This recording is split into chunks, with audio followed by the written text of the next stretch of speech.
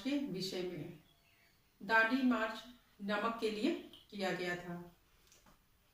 अंग्रेजों ने, British government ने नमक पर कर लगा दिया। भारतीयों का नमक बनाना, नमक को बेचना, इस पे प्रतिबंध लगाया उन्होंने। यदि कोई भी भारतीय नमक बनाता है या बेचता है तो उसे कारावास की सजा थी, करीब 6 महीने की। तो कोई भी व्यक्ति ना तो नमक बना सकता था और ना ही बेच सकता था। जब गांधी जी को ये बात पता चली उनके सहयोगियों के द्वारा, तो गांधी जी ने कहा ये तो बहुत गलत बात है, इसके लिए तो हमें अंग्रेजों का विरोध करना चाहिए।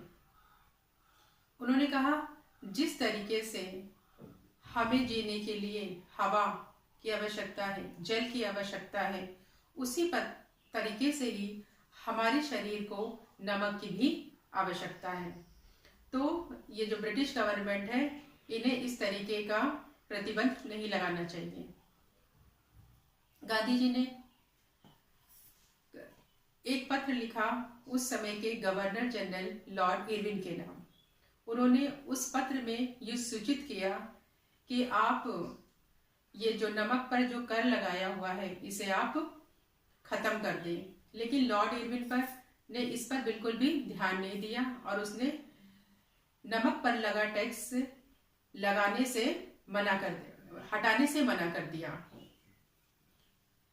गांधी जी ने साबरमती आश्रम से दांडी गांव तक, जो कि दक्षिण गुजरात में है, जो कि एक समुद्र के किनारे बसा हुआ एक गांव है, वहां तक की यात्रा करने का तय किया।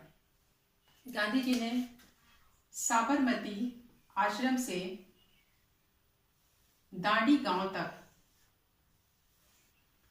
की यात्रा अपने 78 सहयोगियों के साथ स्टार्ट की। और यही चीज जो साबरमती आश्रम से दांडी तक ये लोग गए पैदल, इन्होंने यात्रा स्टार्ट की, इसे ही दांडी मार्च कहा गया। साबरमती आश्रम से करीब दांडी गांव तक का सफर जो था वो लगभग 240 मील का था। गांधी जी ने ये यात्रा कब शुरू की?